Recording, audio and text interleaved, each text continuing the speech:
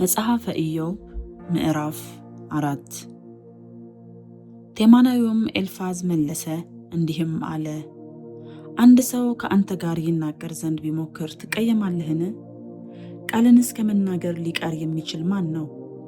እነሆ አንተ ብዙዎችን ታስተምር ነበር፣ የደከሙትንም እጆች ታበረታ ነበር። ቃልህ የሚሰናከለውን ያነሳ ነበር፣ አንተም የሚብረከረከውን ጉልበት ታጸና ነበር። አሁን ግን በአንተ ላይ መጥቷል፣ አንተም ደከምህ፣ ደርሶብሃል፣ አንተም ተቸገርህ። አምላክህን መፍራትህ መጽናናትህ፣ የቅንነትህ መንገድ ተስፋህ አይደለምን? እባክህ አስብ። ንጹሕ ሆኖ የጠፋ ማን ነው? ከልበ ቅንስ የተደመሰሰ ማን ነው? እኔ እንዳየሁት ኃጢአትን የሚያርሱ መከራንም የሚዘሩ ይህንኑ ያጭዳሉ። በእግዚአብሔር እስትንፋስ ይጠፋሉ፣ በቁጣውም መንፈስ ያልቃሉ። የአንበሳ ጩኸት፣ የጯሂ አንበሳ ድምፅ፣ የአንበሳ ደቦል ጥርስ ተሰባበረ። አሮጌ አንበሳ አደን በማጣት ይሞታል፣ የአንበሳይቱም ግልገሎች ይበተናሉ። ለእኔም በምስጢር ቃል መጣልኝ፣ ጆሮዬም ሹክሹክታውን ሰማች። በሌሊት ሕልም አሳብ ሲነሳ፣ የከበደም እንቅልፍ በሰው ላይ ሲወድቅ፣ አጥንቴን ሁሉ ያናወጡ ድንጋጤና መንቀጥቀጥ ወደቁብኝ። መንፈስም በፊቴ አለፈ፣ የሥጋዬ ጠጉር ቆመ። እርሱም ቆመ፣ መልአኩን ግን ለመለየት አልቻልኩም። ምሳሌም በዓይኔ ፊት ነበረ፣ የዝምታም ድምፅ ሰማሁ። በውኑ ሰው በእግዚአብሔር ፊት ጻድቅ ሊሆን ወይስ ሰው በፈጣሪው ፊት ሊነጻ ይችላልን?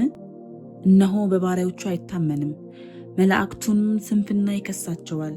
ይልቁንስ በጭቃ ቤት የሚኖሩ መሠረታቸውን በትቢያ ውስጥ የሆነ ከብል በፊት የሚጨፈለቁ እንዴት ይሆኑ?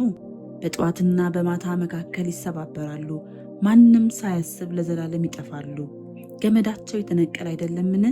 አለ ጥበብም ይሞታሉ። መጽሐፈ ኢዮብ ምዕራፍ 5 አሁንም ጥራ፣ የሚመልስልህ አለን? ከቅዱሳንስ ወደ ማናቸው ትዞራለህ? ሰነፉን ሰው ቁጣ ይገለዋል፣ ሰነፉንም ቅንዓት ያጠፋዋል። ሰነፍ ሰው ስር ሰዶ አየሁት፣ ድንገትም መኖሪያውን ረገሙህ።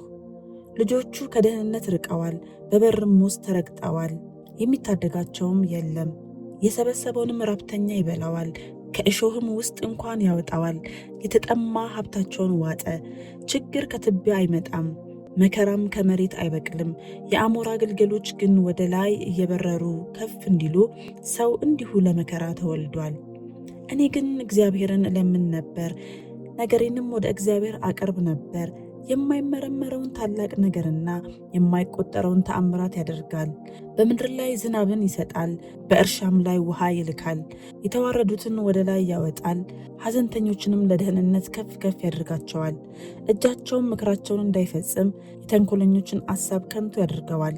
ጠቢባንም በተንኮላቸው ይይዛቸዋል፣ የጠማሞችንም ምክር ይዘርራል። በቀን ጨለማን ያገኛሉ፣ በቀትርም ጊዜ በሌሊት እንዳሉ ይርመሰመሳሉ። ድሃውንም ከአፋቸው ሰይፍ ከኃያሉም እጅ ያድነዋል። ለምስኪኑ ተስፋ አለው፣ ክፋት ግን አፏን ትዘጋለች። እነሆ እግዚአብሔር የሚገሥጸው ሰው ምስጉን ነው። ስለዚህ ሁሉን የሚችለውን አምላክን ተግሣጽ አትናቅ። እርሱ ይሰብራል ይጠግንማል፣ ያቆስላል እጆቹም ይፈውሳሉ። በ6 ክፉ ነገር ውስጥ ያድንሃል፣ በ7ም ውስጥ ክፋት አትነካህም። በራብ ጊዜ ከሞት በሰልፍም ከሰይፍ እጅ ያድንሃል። ከምላስ ጅራፍ ትሰወራለህ፣ ጥፋትም ሲመጣ አትፈራም። በጥፋትና በራብ ላይ ትስቃለህ፣ ከምድረ በዳ አራዊትም አትፈራም። ቃል ኪዳንህ ከምድረ በዳ ድንጋይ ጋር ይሆናልና፣ የምድረ በዳም አራዊት ከአንተ ጋር ይስማማሉና። ድንኳንህም በሰላም እንዲሆን ታውቃለህ፣ በረትህን ትጎበኛለህ፣ አንዳችም አይጎልብህም። ዘርህም ታላቅ እንዲሆን ትውልድህም እንደ ምድር ሳር እንዲሆን ታውቃለህ። በወራቱ የእህሉ ነዶ ወደ አውድማ እንዲገባ በረጅም ዕድሜ ወደ መቃብር ትገባለህ። እነሆ ይችን መረመርን፣ የሰማነውም ይህ ነው። አንተ ግን አንዳች ሰርተህ እንደሆነ ለራስህ እወቅ።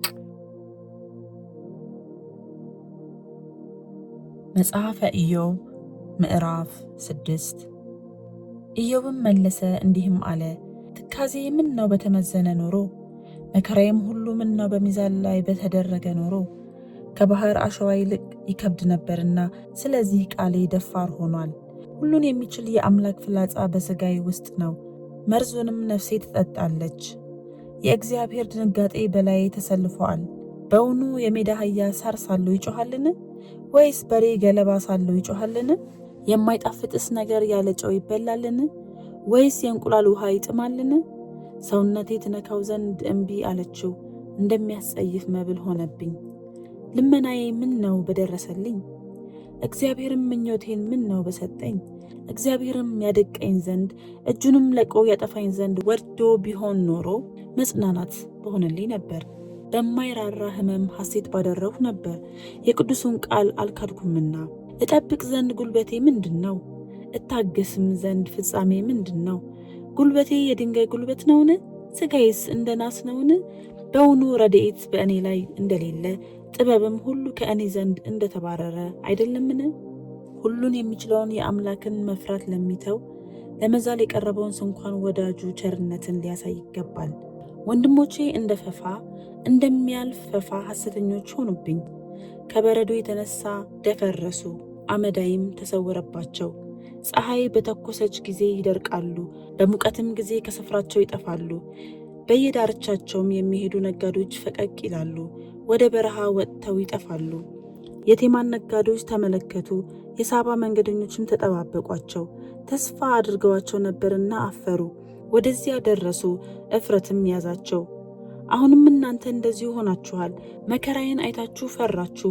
በውኑ አንዳች ነገር አምጡልኝ፣ ወይስ ከብልጥግናችሁ ስጦታ አቅርቡልኝ፣ ወይስ ከጠላቴ እጅ አስጥሉኝ፣ ወይስ ከአስጨናቂው እጅ አድኑኝ አልኋችሁን? አስተምሩኝ፣ እኔም ዝም እላለሁ፣ የተሳሳትኩትንም ንገሩኝ። የቅንነት ቃል እንዴት ኃይለኛ ነው! የእናንተ ሙግት ግን ምን ይገስጻል? ተስፋ የሌለው ሰው ንግግር እንደ ንፋስ ነውና። ቃሌን ትገስጹ ዘንድ ታስባላችሁን? በድሃ አደጉ ላይ ዕጣ ትጣጣላላችሁ፣ ለወዳጆቻችሁም ጉድጓድ ትቆፍራላችሁ። አሁንም እባካችሁ ወደ እኔ ተመልከቱ፣ በፊታችሁም ሐሰት አልናገርም። እባካችሁ ተመለሱ፣ በደል አይሁን፣ ጽድቄ በዚህ ነገር ነውና አንድ ጊዜ ተመለሱ። በውኑ በአንደበቴ በደል ይገኛልን? አፌስ ተንኮልን ይለይ ዘንድ አይችልምን?